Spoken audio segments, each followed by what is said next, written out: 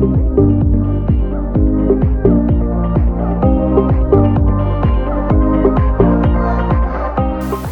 afternoon, fellow Rotarians. I hope that you had a very good weekend. A few weeks ago, President Sanford asked me whether I would be so kind as to demonstrate a couple of my favorite dishes to you in the kitchen. And after thinking about it, I said, well, what I should do is not only demonstrate something to you, but I would also want to tell you a few of the kitchen secrets that I have picked up over the years. And I hope that these tricks will also help you whenever you are cooking. Today we will be making one of my favorite dishes, which was taught to me by my late aunt. You know that for many of us, one of our fondest memories is going to the beach, having a huge pot of chicken curry with some freshly baked French loaves. This will be dolloped out into bowls to the waiting crowd, and you take the French loaf, dip it into the curry gravy, and slurp the whole thing down. I remember those times very well because we used to go to the beach quite a lot, and I managed to get the recipe, which I'll be sharing with you a little bit later. So let's start with the most important tools that a cook or a chef has, which are the knives. The first knife I have in my hands is a professional chef's knife. They range from 16 inches all the way to 20 inches. And as you can see, there's a sharp point here, which allows you to insert into whatever you're cooking. And due to the rounded blade here, you can use, it allows you or encourages you to use the whole of the blade when you cut. It's a sort of a rolling motion. Now for the second knife here, this is the one that I'm very proud of because I bought it from a store that has a 400-year history of producing knives in Japan. In fact, they're very proud of the fact that they used to produce samurai knives, but of course samurais are no longer existent now. So what they do is they produce knives for the kitchen as well as for other uses. You can see that they were kind enough to engrave my name on the blade of the knife here, which personalizes the knife. And this is Terry's knife for keeps. This third one, which is a yellow with a yellow blade, is a very handy knife that I picked up in Bangkok for the price of 30 baht, which is about $1 or so. This knife with the yellow handle can be seen in the hawker stalls of food courts all around Thailand, and it's made of very soft metal so that you can put a sharp edge on it very fast, but because it's soft, it doesn't keep its sharpness for very long, so you have to keep on sharpening it. In fact, you can see that the blade here has been used up quite a lot. I don't know how many more weeks or months I have to be able to use this. I haven't been able to go back to Bangkok to pick up another one, but I use this for my fruits and for the more delicate work that I need to carry out in my kitchen. But anyway, this is perhaps the most important thing that you should have in the kitchen, and it's a sharpening steel. Mine is different from the regular ones because it's got diamonds, micro diamonds embedded into the shaft here, and you can actually hear it when I use it. You can hear the grating sound, which shows the diamonds at work. So today I'm going to demonstrate the recipe that was given to me by my late aunt, no mean cook, as I have mentioned before. And I am going to give you shortcuts that you can use while you're cooking your curry, which will allow you to come up with a finished product within 45 minutes, including the cooking time. Well, if you're following me, let's start by cutting up the chicken. So this is the chicken as it comes right out of the packet. Have a good look at it. Make sure that all the feathers have been plucked and cleaned, because you don't want to have to chew on a feather. And this, as I said, will be cut into 12 pieces. Okay, the first thing I do is I get rid of the head and the neck. Some people like to use it in soups. I'm not one of those.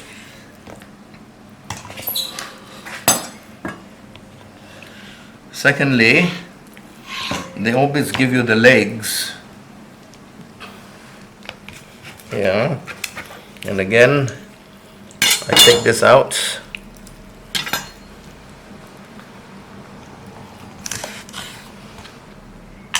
Now these legs here can be used in soups.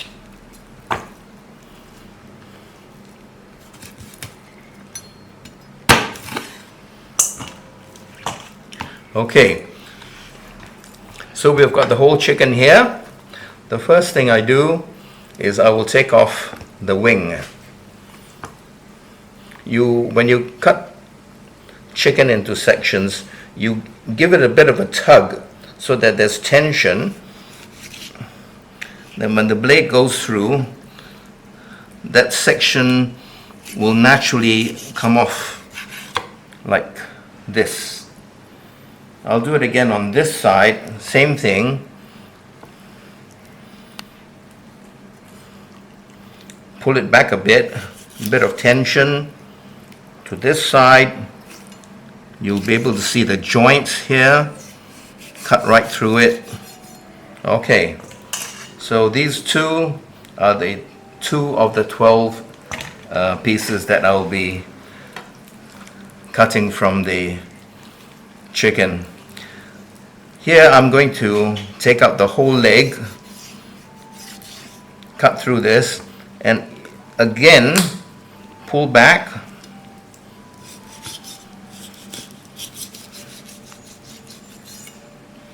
Here, and I'll cut this into 2 right away.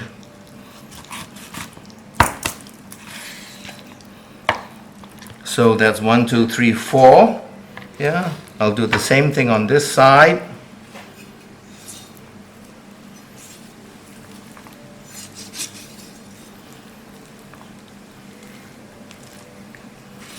A bit of tension here to the joints.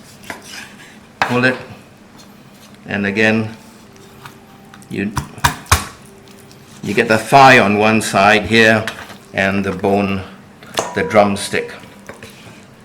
Now this section here is where I take off the breast meat from the rest of the carcass, and I do it by cutting through the ribs on this side. Here, see, I've cut through there. Same thing on this side.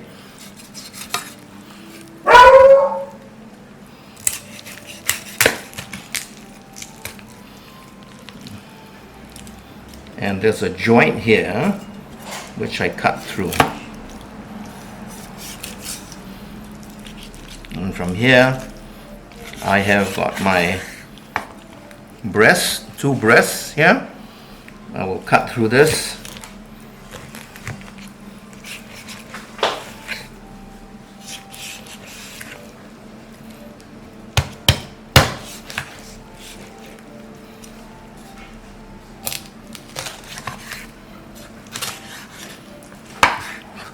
And the breast itself is cut into 3 sections.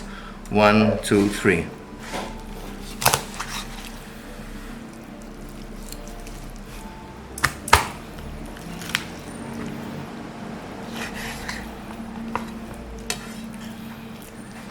Whoops, yeah.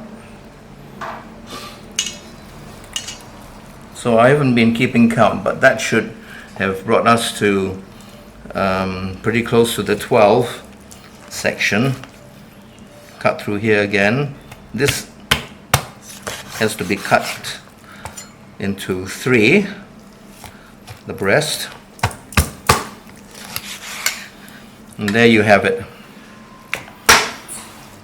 So the question now, what do you do with, you come back here, what do you do with this piece here? Well, I'll tell you what, this section here, take off the little bit of fat here, makes excellent soup. Put it into,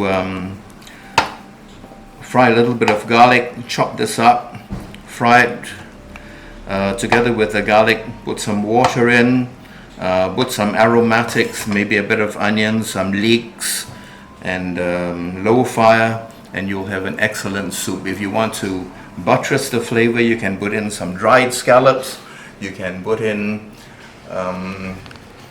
something, some of the more pungent spices, but basically this will give you the close to the makings of a superior soup, or in Cantonese they call it xiao tang. When you go into the supermarkets today, you will see on the shelves many different types of curry powders, curry mixes, and for different kinds of meats, ranging from fish all the way to mutton and chicken. Well, I particularly like chicken curry, and that's why we're doing chicken curry today. But this is a sample of the chicken curry paste that I particularly like. The brand is called Hai's, H-A-I''S. But in addition to this, I add my own secret mix, just like McDonald's has its own secret sauce. And this consists of additional lemongrass, which I will show you how to prepare. It's cut off this section. I'll do it for the two of them here as well.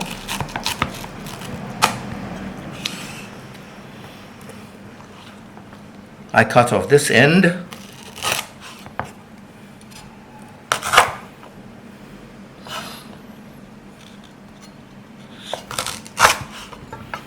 And then I unwrap the serai.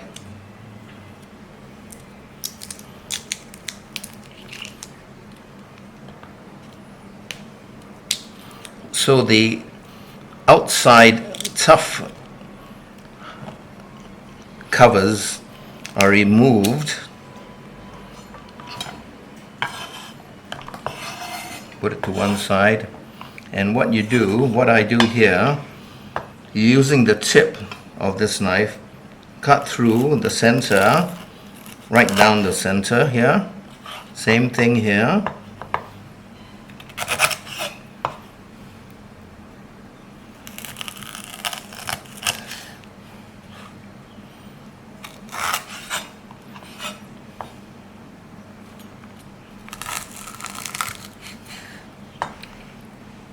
Now what I've done is I've loosened the serai, the lemongrass a bit, and using the back of this blade,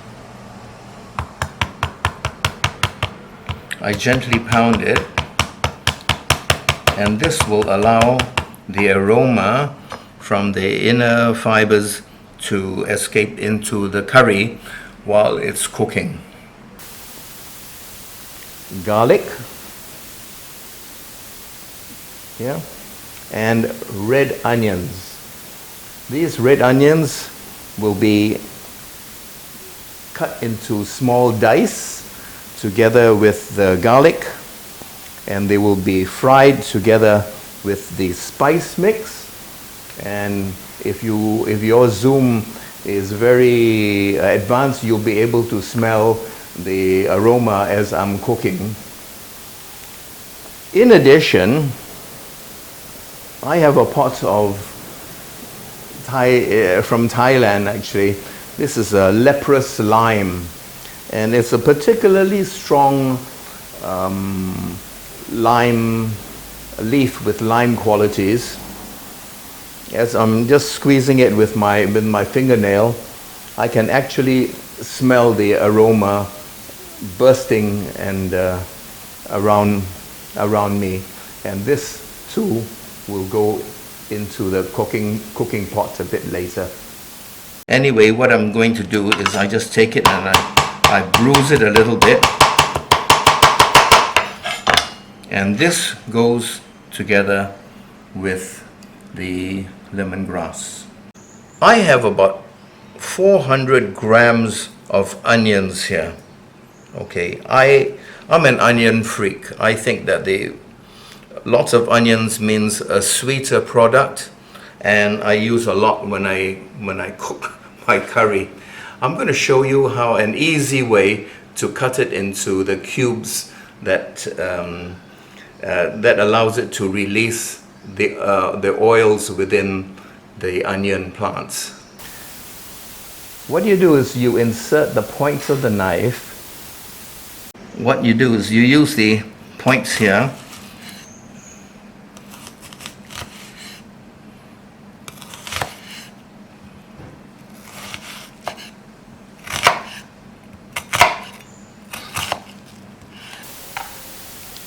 Shift it around 90 degrees. You cut along this side, and over on this side you cut through the end here.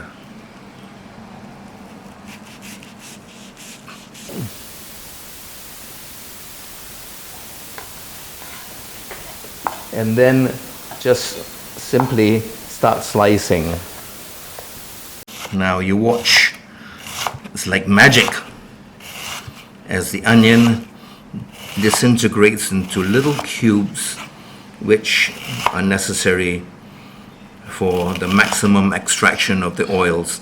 Now when you come down to this section here, you'll find that it's not stable enough to stand on its own. So what I do is I just start slicing this way as well as this way, cutting around the roots,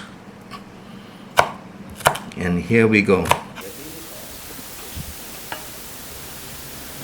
These are Dutch new potatoes that I picked up in the supermarket. They look very good, so we're going to put them into the curry. They're medium size or just a little bit smaller, so I'm going to cut them in half so that they will approximate the size of the chicken pieces that we are cooking. We now come to the end part of our preparation. We've got our potatoes ready, we've got all the aromatics ready. My onions have been chopped up, and we're going to put this all together. But we have to do it in a certain order. A little bit of oil first. Yeah. I'm using just regular canola oil. I'll wait till it starts to heat up, and it's heating up pretty fast, so I'm going to bring the onions over. Onions go first. The aromatics always go first. Alright? Because the heat here and the oil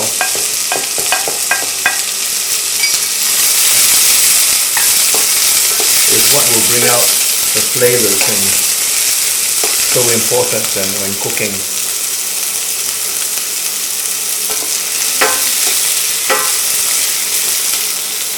You'll be able to see that the onions they've got a little brown tinge on the edges, and this means that it's time to put in the other aromatics. This is the garlic, and I'm putting the lemongrass inside. That lime leaf goes in a bit later.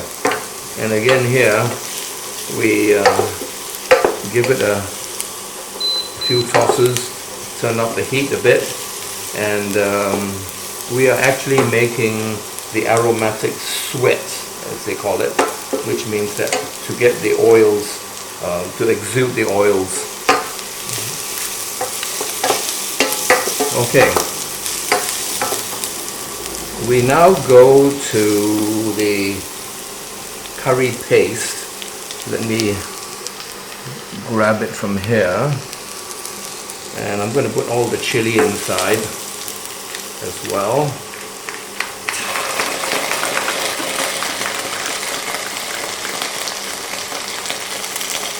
So we've got the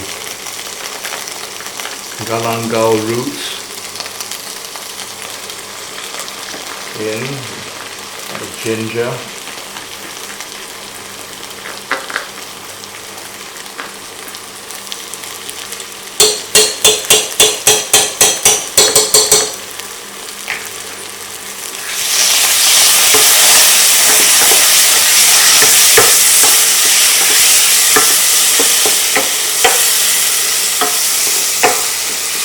if you have a super zoom that is able to transmit smells, you'll find that the spices are getting nicely heated up. And what you do is when you smell the spices exuding a lot of their aroma, and this is the time when you bring the chicken in over here and push it in to the spice mix.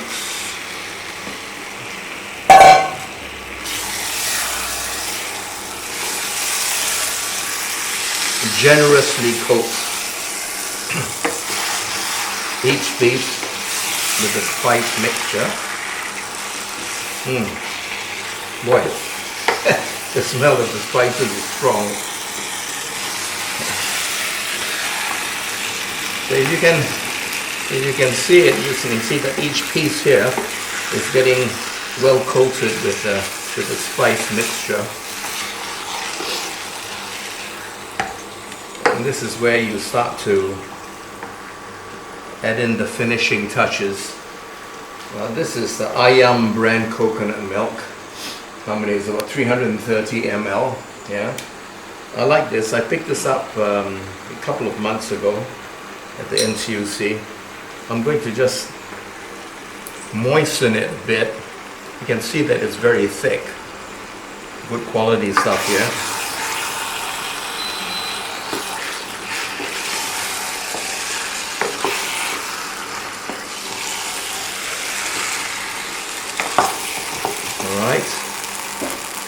A bit of water, enough so that well, it depends how much gravy you want. What I do is I bring it up to the level of the chicken that's cooking.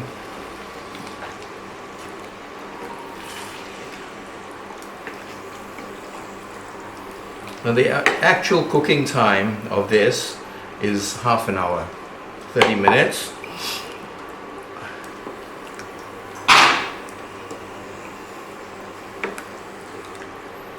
Okay.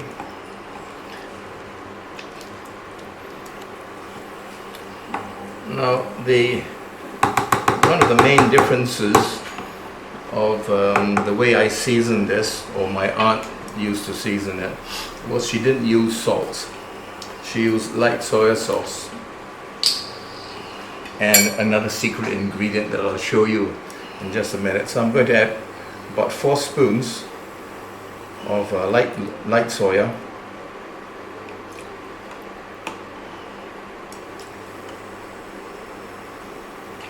There we go.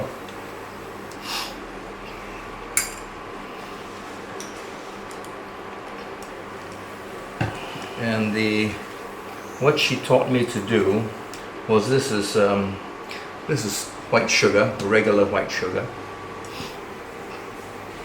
She always told me to put in a couple of spoons of sugar into the curry. At first, when she told me that, I said, "You're going to put sugar in the curry? Won't that spoil the taste?" It highlights the flavor, actually. Here we go.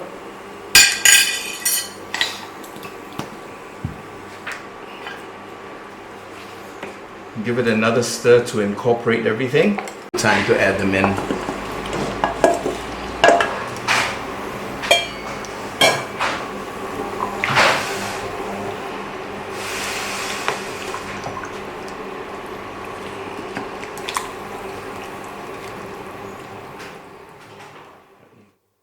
And another cooking secret is that you cook it at the lowest heats that you can get.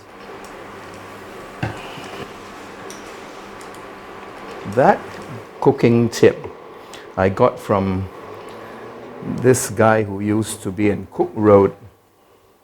He used to sell chicken rice.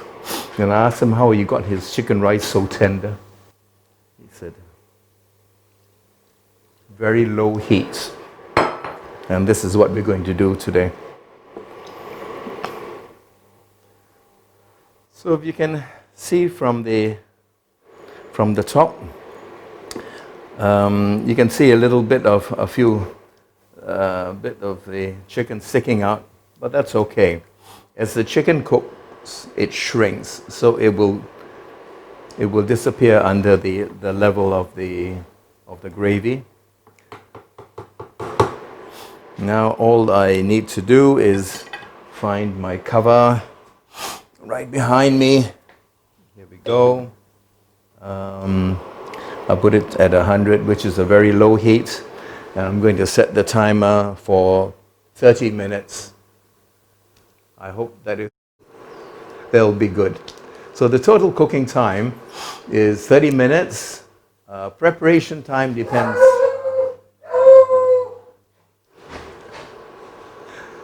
Sorry, I have my dog here who's very excited about the curry. Actual preparation time is about half an hour. Peel the potatoes, etc., etc. Or you can, if you're used to it, maybe 15 minutes. So, see you in half an hour. So here we have it, fellow Rotarians. My rendition of curry chicken, Singapore style. Remember, I use soy sauce, light soy sauce instead of salt. I tasted it just now and I added a couple more spoons. But again, these things are so personal. You might want it a little bit less sweet, but it's up to you. Some people would prefer it a little more spicy. But the main thing that you will discover about cooking is that you are the person who is best placed to comment on the food, because it is your tongue, your palate, that determines whether the food tastes good or not. And the reason why we have so many restaurants and so many cooks and so many recipes in this world is because all our tongues are different. We all are individuals who like things their own way. So take my cue. Use this recipe as a guide and tweak it to the way you want it. I hope that you've enjoyed today's session.